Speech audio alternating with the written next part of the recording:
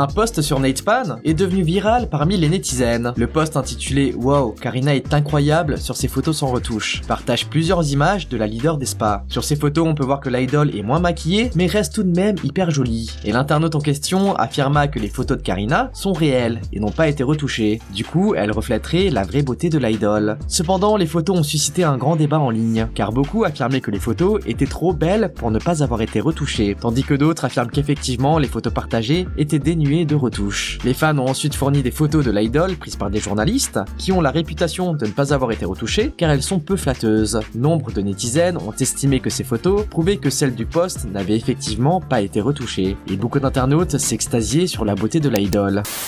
Blackpink vient de se produire dans le New Jersey au MetLife Stadium, dans le cadre de la tournée Born Pink, et l'un des Blinks présents dans la foule lors du récent concert a tenté d'attirer l'attention de Jisoo avec un panneau en coréen. Dans la pancarte, il demandait à Jisoo si elle était d'accord pour qu'il devienne son autre petit copain. Et la réaction de Jisoo à la pancarte a amusé tous les Blinks. L'idole a simplement répondu en faisant une croix avec ses doigts. L'interaction entre Jisoo et le Blinks est devenue virale, les netizens ont tous affirmé que c'était le rejet le plus mignon que quelqu'un pouvait faire. Ils disent également apprécier le fait que la membre affirme sa relation de la sorte sans avoir honte.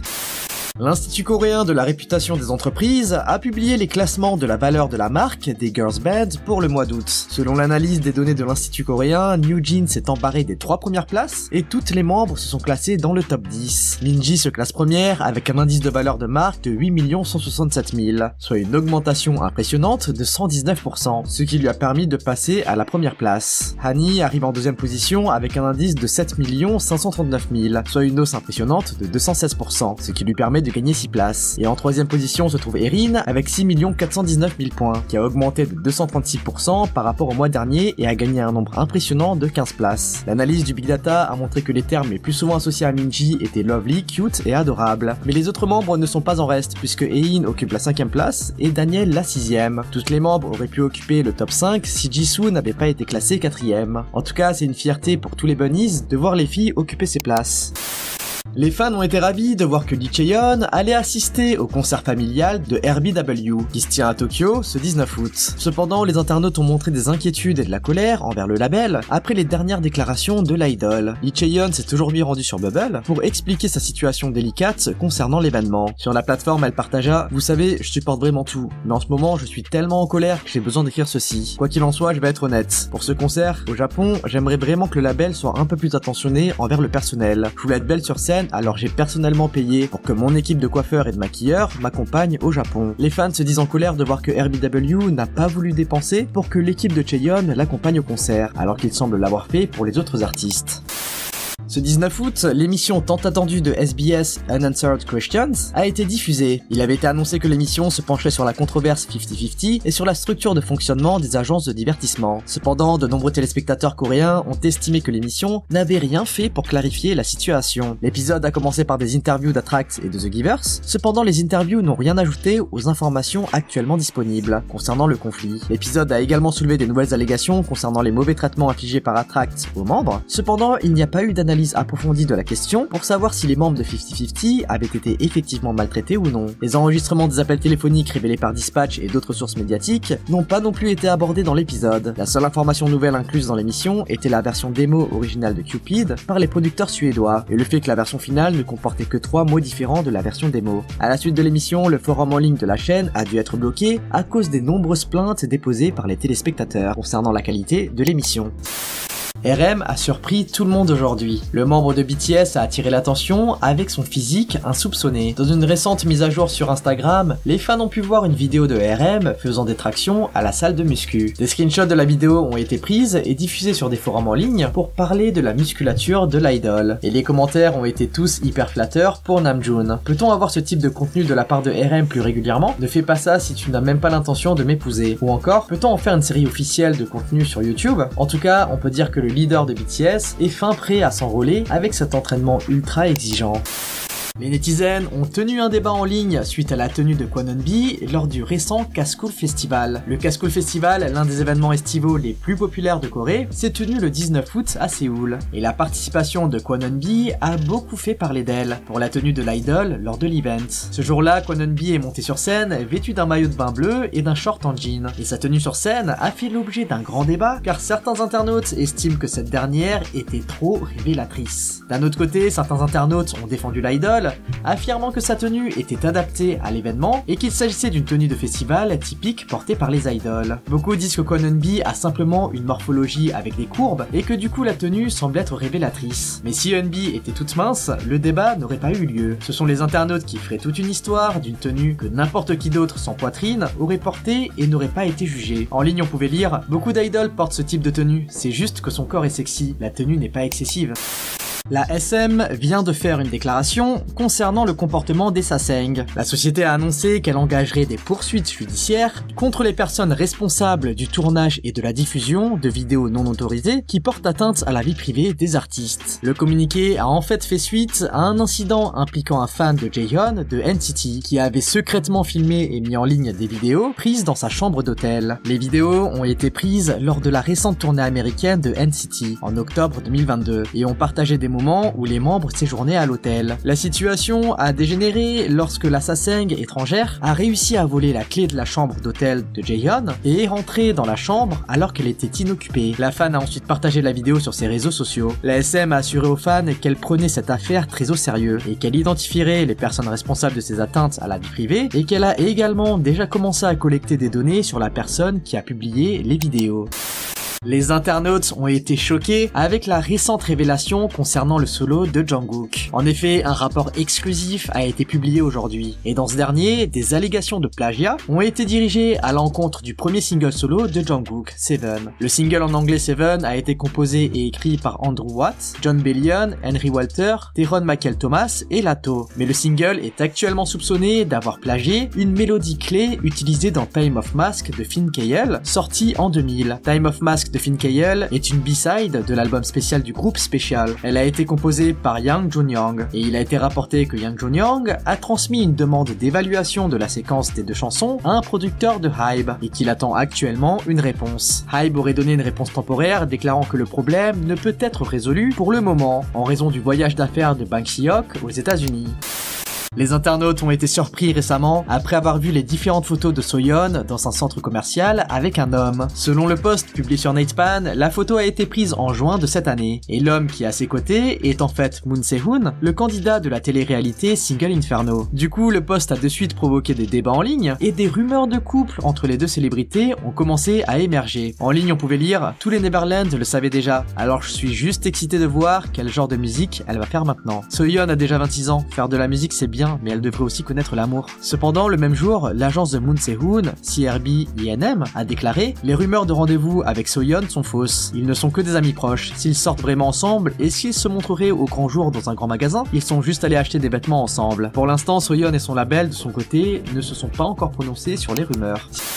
Le titre de Jungkook Seven est en ce moment même en train d'être analysé par Hybe, après une plainte de plagiat de la part du producteur de Finn Kyle, car le son ressemblerait trop à celui de Time of Mask sorti en 2000. En fait, Yang Junyoung aurait transmis un fichier comparant les partitions de Seven et Time of Mask à un producteur de Hybe au début du mois d'août, dans l'espoir de vérifier les faits au cours d'une discussion. Panasia a aussi révélé une image de ce que l'on pense être une partie du dossier transmis par Yang Junyoung, afin de comparer la séquence de notes des deux mélodies utilisées dans Seven et Time of Mask. Cependant, dès que la question du plagiat a fait la une des journaux, le département de gestion des risques de Hybe est rapidement passé à l'action. Selon le média, ce n'est qu'à cette date que les dossiers du producteur ont été ouverts et évalués par Hybe. Par la suite, le 22 août, Big Hit a publié un communiqué de presse pour démentir les accusations de plagiat à l'encontre de Seven. Mais un cabinet d'avocats a fait remarquer qu'il serait très probable que l'affaire ira rapidement au tribunal et que cette dernière va prendre une grande ampleur au vu du succès international de Seven. Miyeon et Hyuha ont fait une apparition spéciale dans l'émission Workman. Dans l'émission TV, les idols tenaient le rôle de stagiaires dans l'entreprise SK Telecom. L'une de leurs principales responsabilités durant l'épisode a été de participer à des brainstorming consacrés à la conception de personnages d'assistants IA. Au cours de cette session brainstorming, la conversation a pris un tournant inattendu lorsque Jin de BTS est devenu un sujet de discussion. Tout le monde dans la salle était d'accord pour dire que Jin est en effet le choix parfait pour un assistant IA, car il doit s'agir d'une personne très sympathique pour tout le monde, dotée d'un physique exceptionnel et d'une aura amicale. Une news qui a su faire sourire tous les armies. Le programme international d'audition de JYP Nizi Project saison 2 a remporté un grand succès au Japon. Dans ce nouveau chapitre de la série Nizi Project, l'émission présente la collaboration entre JYP et Sony Music Entertainment pour le lancement d'un nouveau boys group. Dans la première saison, diffusée en 2020, l'émission a donné naissance au girls band Niziu, qui est devenu, depuis, un groupe très populaire au Japon. Toutefois, ce succès a suscité des inquiétudes, car récemment, la chaîne YouTube de Tokyo Communication TV a diffusé les remarques d'une ancienne idol japonaise qui a exprimé ses craintes quant à la fuite potentielle des talents du Japon vers la Corée du Sud, par le biais de projets tels que le Nizi Project. L'identité du panéliste masqué sous le nom de panéliste A suggéré que l'industrie japonaise du divertissement pourrait avoir du mal à découvrir des talents capables de rivaliser avec leurs homologues coréens à l'échelle mondiale. En fait, les Japonais plus largement ont peur que tous les talents japonais se tournent vers l'industrie coréenne pour débuter et que le Japon se retrouve avec des idoles sans talent. Qu'en pensez-vous ? Les netizens ont été choqués avec les récentes nouvelles concernant Scooter Braun. Pour info, Scooter Braun est un manager musical et entrepreneur de renom qui a joué un rôle essentiel dans le développement de la carrière de nombreuses stars mondiales. Braun est même devenu associé avec Hybe et manage les activités de la branche américaine du label de Bang Si-hyuk. Cependant, récemment, plusieurs artistes ont décidé de mettre fin à leur contrat avec ce dernier, et la nouvelle de la rupture de contrat de plusieurs célébrités avec Scooter Braun a secoué toute l'industrie du divertissement. En effet, Braun ne travaillera dorénavant plus avec Justin Bieber, Demi Lovato ou encore Ariana Grande. Et la nouvelle du départ des meilleurs artistes de Scooter Braun et de Hybe America a suscité d'intenses discussions parmi les netizens. En ligne, beaucoup s'inquiètent du futur du label coréen aux US, car les actions du label aux États-Unis va fortement baisser avec ses départs. C'est comme si Hybe perdait à la fois BTS, New Jeans et ENHYPEN en Corée. Aujourd'hui, on a eu une mise à jour concernant la situation de Bang Ye-dam. L'ancien membre de Treasure a fait une annonce importante à ses fans sur ses réseaux. Dans son post, il indiqua « Je vais prendre un nouveau départ avec un nouveau label, GF Entertainment. J'aimerais exprimer ma gratitude envers les Treasure Makers qui m'ont encouragé depuis mes débuts avec Treasure, ainsi qu'envers YG Entertainment pour m'avoir permis de devenir l'artiste que je suis aujourd'hui. Je vais effectuer diverses promotions à partir de maintenant, alors s'il vous plaît, veillez sur moi. Merci. » Les fans se disent heureux d'apprendre cela. Sous la YG, Ye-dam n'était pas en capacité de libérer tout son potentiel en tant qu'artiste. Maintenant, il pourra pleinement se produire et apporter une musique qui lui est propre.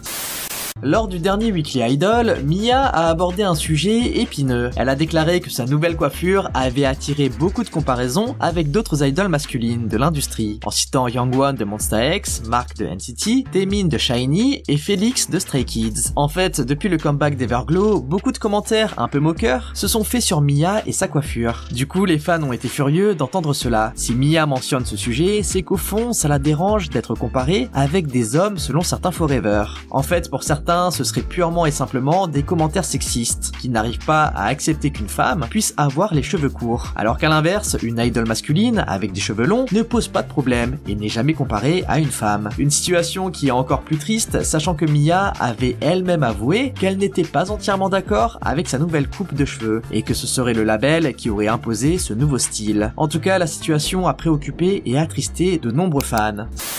Ryujin a participé à une interview, elle a pu aborder beaucoup de sujets, mais c'est un moment en particulier qui a surpris les internautes. Au cours de cette conversation, Ryujin a été invitée à s'évaluer elle-même. En fait, on lui a demandé de se noter sur 10. Et après une pause, l'idol a donné une réponse qui a surpris l'intervieweur et tout le monde. Elle déclara « Si 10 est une note parfaite, alors je me donnerai un 6. » JQ affirma que Ryujin était dure avec elle-même. Du coup, la membre d'ITZY a développé son avis en disant « Avec le temps, je vois plus clairement les aspects qui me font défaut. Bien sûr, je fais toujours de mon mieux. Une des raisons pour laquelle je me donne une note de 6 est que j'ai toujours ce sentiment de ne pas m'aimer suffisamment. Je ne peux donc pas me donner une note plus élevée. » L'opinion de Ryujin a choqué les Midzy, et beaucoup se disent attristés par l'opinion qu'elle a d'elle-même, alors qu'elle inspire de nombreuses personnes à travers le monde. Quelques instants après la mise en ligne de l'extrait, les Midzy ont apporté leur soutien, et des fans du monde entier se sont empressés de rassurer Ryujin sur sa valeur et son impact. 같이 놀래? 예쁜 애가 좋아. 짱 계속 마셔 Shake your booty, oh yeah, booty booty